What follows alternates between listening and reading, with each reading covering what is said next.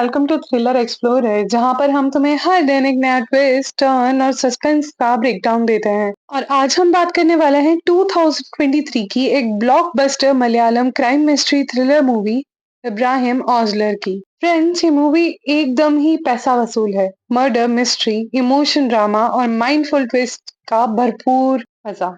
इब्राहिम, जो कि एक एसीपी हैं, उनकी लाइफ एकदम से उल्टी हो जाती है जब उनका पूरी फैमिली किडनैप हो जाती है। और फिर शुरू होता है रोलर कोस्टर राइड, जहां पर हर क्लू और हर सस्पेक्ट के पीछे एक नया राज छुपा हुआ होता है। तो क्या इब्राहिम अपनी फैमिली को बचा पाएगा?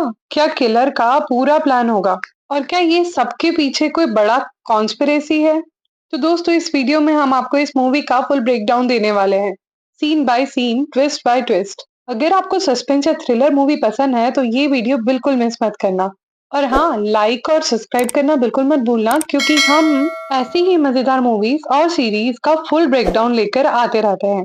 तो बिना टाइम वेस्ट किए चलिए शुरू करते हैं और देखते हैं इब्राहिम ओजलर में क्या नया ड्रामा होने वाला है। Let's begin. स्टार्टिंग में हमें इब्राहिम नाम के एक एससीपी को दिखाया जाता है जो अपनी फैमिली के साथ में एक कॉटेज में होता है। तभी उसे पुलिस स्टेशन से कॉल आता है कि सर, यहाँ पर होटल के अंदर 2 लोगों का खून हो गया है और आप प्लीज जल्दी से आ जाइए। उसके बाद में ओसलर जल्दी से अपनी कार लेकर होटल की तरफ निकल जाते हैं। रास्ते में वो अपने जूनियर को कॉल करके कहते हैं कि तुम लोगों ने यहाँ लोकल पुलिस को मेरा नंबर दिया है। जूनियर शॉकिंगली रिप्लाई करता है, सर, हमने तो किसी को आपका नंबर नहीं दिया।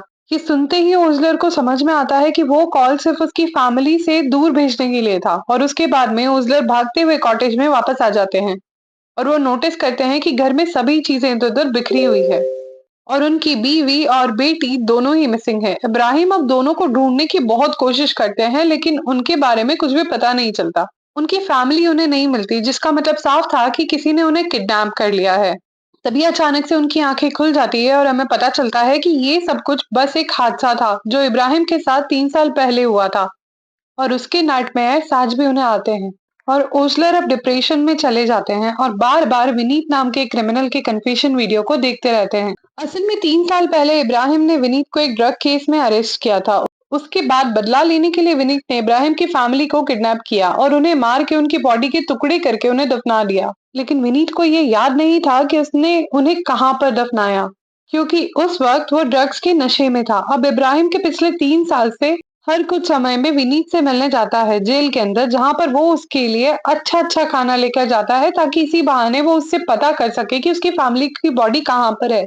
लेकिन अब तक ओजलर को अपने सवालों के जवाब नहीं मिले। अब हम नवीन नाम के एक आदमी को देखते हैं जो कि ऑफिस से घर आ रहा होता है। तभी बीच रास्ते में उसका ट्रक से एक्सीडेंट हो जाता है। उसके बाद में नवीन को हॉस्पिटल में एडमिट किया जाता है, जहां पर उसकी बीवी भी आती है और वो बहुत दुखी होती है, क्योंकि सर्जरी के बाद में नवीन ने अपने पाँव को मूव नहीं कर पा रहा था। लेकिन डॉक्टर उसे अश्योर करते हैं कि कुछ ही दिनों में वो नॉर्मल हो जाएगा। आज नवीन का बर्थडे भी होता है, जिसकी वजह से उसकी बीवी उसके लिए केक लेने जाती है। लेकिन इसी बीच हॉस्पिटल में घुसकर नवीन का कोई खून कर देता है, जो सबके लिए बहुत ज्यादा शॉकिंग था। और अब इस केस को इन्वेस्टिगेट करने के लिए ओजलर को बुलाया जाता है। ओजलर एम्बुलेंस ड्राइवर से पूछते हैं कि उससे किसी को कॉल करके बताया कि नवीन का एक्सीडेंट हुआ है।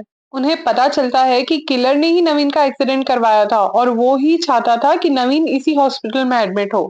लेकिन किलर ऐसा क्यों करना चाहता था, इसका भी कुछ पता नहीं चलता। वहां पर ओजलर को किलर का एक नोट भी मिलता है जिस पर हैप्पी बर्थडे के साथ में कुछ कोट्स लिखे हुए होते हैं। इसका मतलब क्या होता है वो समझ नहीं पाता, लेकिन एक बात साफ थी कि किलर को मेडिकल फील्ड की बहुत अच्छी नॉलेज थी, क्योंकि उसने इसी जगह पर नवीन की बॉडी में कट लगाया था और वो जानता था कि वहां से सबसे कम टाइम में सबसे ज्यादा खून बह सकता है।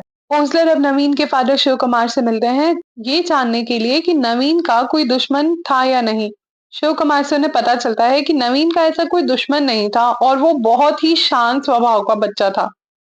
और तभी हमें मोहन नाम के एक आदमी को दिखाया जाता है, जिससे बिल्कुल भी ऐसा ही होता है जैसा नवीन के साथ हुआ था। बस इसमें पहले मोहन को रास्ते पर कुछ लोग मारते हुए होते हैं, लेकिन वहां से गुजर रहे ट्रक को देखकर वो लोग भाग जाते हैं। ट्रक वाला आदमी मोहन को हॉस्पिटल में एडमिट करवाता है और उसी रात मोहन के हॉस्पिटल में खून हो जाता है, सेम जैसे नवीन के साथ हुआ था। और हाँ, इस केस में भी किलर ने एक नोट छोड़ा था हैप्पी बर्थडे के साथ रैंडम कोट्स लिखते हुए, जबकि मोहन का तो आज बर्थडे भी नहीं था। और भी ज्यादा शॉकिंग बात तो ये थी कि किलर ने मोहन को ब्रूटली नहीं मारा था, बस उसके पाँव की एक नस काट दी थी, जैसे उसे पता था कि कौन सी नस कितनी काटनी है और किससे वो तुरंत मर जाएगा। अब ओसलर मोहन की फैमिली से मिलने जाते हैं और उन्हें पता चलता है कि मोहन और उसके फादर राघवन के आए दिन कई लोगों से झगड़े होते रहते थे। अब हमें अशोक नाम के एक रेस्टोरेंट ओनर को दिखाया जाता है जिससे मिलने एक मास्क पहना हुआ आदमी आता है और जो उसे लड्डू देता है। अशोक भी वो लड्डू को खा लेता है और हम समझ पाते हैं कि वो मास्क वाला आदमी उससे पहले से जानता था। और कुछ समय बाद अशोक बेहोश होकर गिर पड़ता है। अशोक को हॉस्पिटल में एडमिट किया जाता है लेकिन उसी वक्त रूम की लाइट चली जाती है। डॉक्टर लाइट ठीक करने में बिजी हो जाते हैं और इसी बीच वो किलर डॉक्टर की ड्रेस में आकर अशोक के गले पर सर्जिकल नाइफ से कट मार देता है। अशोक की जान चली जाती है और किलर वहां पर भी एक नोट छोड़कर जाता है जिस पर हैप्पी बर्थडे और कुछ रैंडम कोट्स लिखे हुए होते हैं। ओजला जब इस केस को इन्वेस्टिगेट करने आते हैं तो उन्हें पता चलता है कि अशोक ने जो लड्डू खाया था उसमें बेहोशी की दवा मिली हुई थी। इब्राहिम रेस्टोरेंट के वर्कर से पूछता है कि वो मास्क वाला आदमी कौन था। वर्कर बताते हैं कि वो आदमी उन्हें घी सप्लाई करता है और कोविड के टाइम से ही मास्क पहनकर आया करता था। ओजलर को पता चलता है कि अशोक उस आदमी को बैंक अकाउंट में पेमेंट करता था। बैंक जाकर उसे पता चलता है कि वो अकाउंट अजय नाम के एक आदमी का है, लेकिन जब ओजलर अजय के घर जाते हैं तो उन्हें पता चलता है कि अजय की मौत तो कई सालों पहले हो चुकी है। मतलब किलर अजय का बैंक अकाउंट सिर्फ यूज कर रहा था। ओजलर अब अशोक के फादर शैलराज से मिलने जाते हैं। वहां पर उन्हें कुछ मेडिकल बुक्स दिखाई देती हैं लेकिन शैलराज कह देते हैं कि वो उसकी नहीं है। तभी उजलर को अपने ऑफिसर से कॉल आता है कि नवीन के एक्सीडेंट का एक विटनेस मिला है। विटनेस बताता है कि नवीन को सड़क पे बेहोश पड़ा देखा था और उसके साथ में एक मास्क वाला आदमी खड़ा था। मास्क वाले आदमी की आवाज बहुत अजीब थी, जैसे कोई रोबोट या फिर मशीन बोल रही हो। इब्राहिम को समझ में आता है कि किलर किसी डिवाइस का यूज करके बात करता है क्योंकि वो सही से बोल नहीं सकता। अब इब्राहिम को ये पता चलता है कि शहर में कितने लोग ऐसा डिवाइस यूज करते हैं और वो उनकी लिस्ट बना लेता है।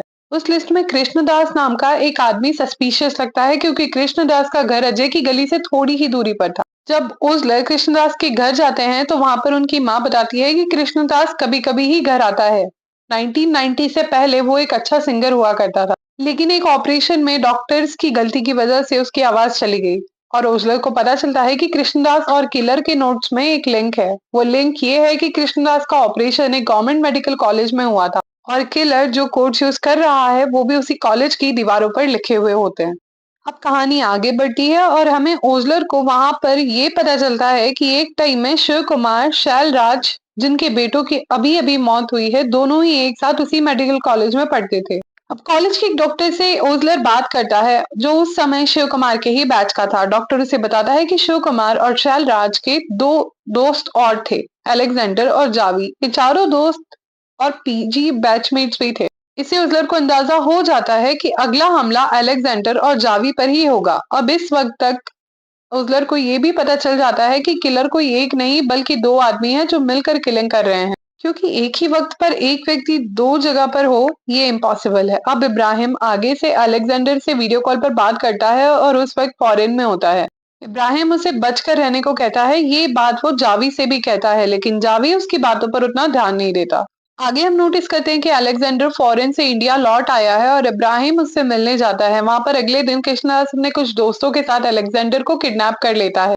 इसी सीन में ओजलर कृष्णदास को पकड़ लेता है लेकिन कृष्णदास की बाकी लोग अलेक्जेंडर को किडनैप करके ले जा रहे होते हैं। इसी के बाद में इब्राहिम कृष्णदास से सच्चाई निकलवाने के लिए बहुत ज्यादा कोशिश करता है लेकिन वो कुछ भी कन्फेस नहीं करता। अगले दिन ओसलर को पता चलता है कि डॉक्टर अरुण जिन्होंने नवीन के पांव का ऑपरेशन किया था, कुछ हफ्ते पहले ही राघवन मोहन के फादर से कुछ पूछने आए थे क्योंकि राघवन भी उसी केस से जुड़ा हुआ था। राघवन उस कॉलेज में वॉचमैन हुआ करता था जब ये चारों पीजी कर रहे थे। डॉक्टर अरुण से बात करते हुए इब्राहिम को पता चलता है कि अरुण की बहन सूजा जो कि उस गवर्नमेंट हॉस्पिटल में पढ़ती थी, सूजा ने कुछ समय पहले खुदकुशी कर ली है। कई सालों बाद अरुण और सूजा उसके बॉयफ्रेंड की एक पुरानी फोटो मिली। अरुण राघवन के सामने ये जानने की कोशिश कर रहा होता है कि उस समय सूजा का बॉयफ्रेंड कौन था। ओजलर वो फोटो देखता है कि जिसमें सूजा की तस्वीर तो दिख रही थी लेकिन उसके बॉयफ्रेंड का चेहरा खराब हो चुका था। फिर भी ओजलर थोड़ी देर बाद सोच के कहता है कि वो लड़का कोई और नहीं बल्कि अलेक्जेंडर ही है। इसी के साथ में ओजलर को ये भी समझ में आ जाता है कि जिस अलेक्जेंडर से वो मिला था वो असली अलेक्जेंडर नहीं था।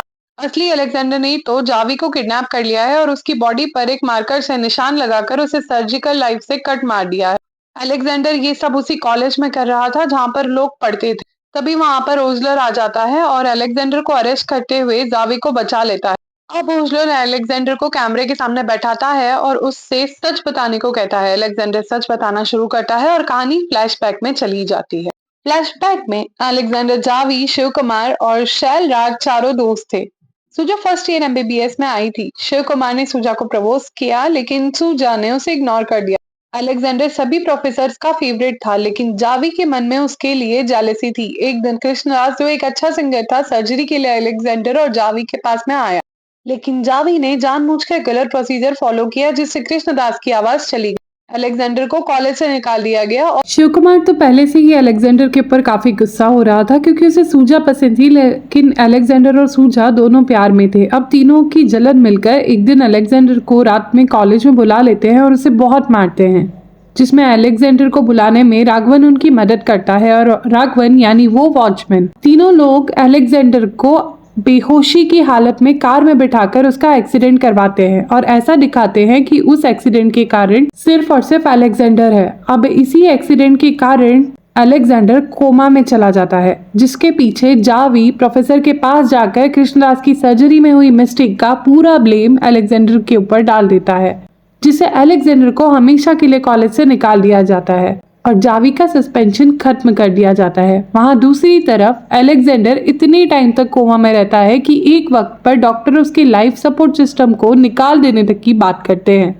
अब इस बात को सुनकर सुजा को ऐसा लगता है कि अलेक्जेंडर अब कभी नहीं उठ पाएगा, इसलिए उसने एक बस के आगे जाकर अपनी जान दे दी।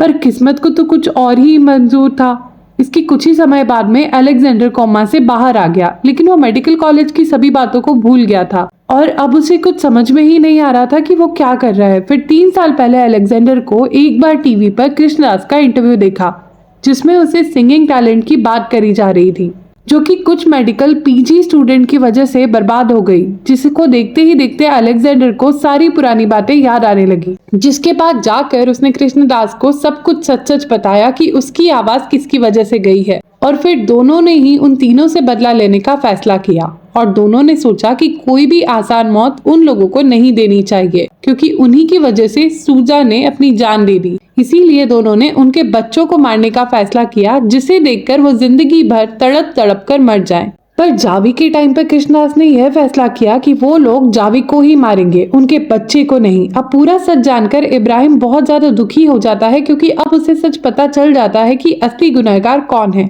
लेकिन तब भी वो लोग उनका कुछ नहीं बिगाड़ सकते। एक दिन जावी स्पीच देते वक्त बेहोश होकर गिर पड़ता है और मर जाता है। पता चलता है कि अलेक्जेंडर ने जावी की बॉडी पर जो मार्क लगाया था उसमें डेडली बैक्टीरिया था, जो उसकी मौत का कारण बने। लास्टली ओज़ला जेल में विनीत से मिलने आते हैं। वहां पर अलेक्जेंडर और कृष्णदास से मिलकर वो एक बात कहते हैं, बोन रेडियो। ओज़लर को समझ में आता है कि विनीत के पास से जो नाइफ मिला था उस पर ओज़लर की बीवी और बेटी का सिर्फ खून के सैंपल थे, लेकिन उनकी बोन्स का नहीं। मतलब विनीत झूठ बोल रहा था और ओज़लर की फैमिली अभी भी जिंदा है। ओज़लर विनीत से सीधा सीधा पूछते हैं, मुझे पता था कि तुमने उन्हें कुछ नहीं किया है, तुम्हें पता है कि वो लोग कहाँ हैं? विनीत स्माइल करके कहता है कि आप इतने क्लेवर हैं, सब केसेस सॉल्व कर लेते हैं, ये वाला भी कर लीजिए। और मूवी यहीं खत्म हो जाती है। लेकिन इसकी एंडिंग से हमें साफ पता चलता है कि इसका सेकंड पार्ट भी आ सकता है, जहां पर हम जान पाएंगे कि इब्राहिम की फैमिली कहाँ है और क्या वो जिंदा है और अलेक्जेंडर का प्लान कितना ज्यादा स्मार्ट था, ये भी हमें आगे जाके पता चलेगा। तो फ्रेंड्स, ये थी इब्राहिम ओज़लर की फुल स्टोरी। क्या मस्त थ्रिलर है ना। प्लॉट ट्विस्ट, सस्पेंस और इमोशन सब कुछ एकदम पैसा वसूल। और अगर आपको ये एक्सप्लेनेशन पसंद आई हो तो लाइक का बटन दबाओ और थ्रिलर एक्सप्लोरर को सब्सक्राइब करना बिल्कुल मत भूलना, क्योंकि हम ऐसी ही मजेदार मूवीज आगे भी लाते रहेंगे। और हाँ, इस वीडियो को अपने फ्रेंड्स के साथ में भी शेयर करना ताकि वो भी थ्रिलर का मजा ले सके। Thanks for watching.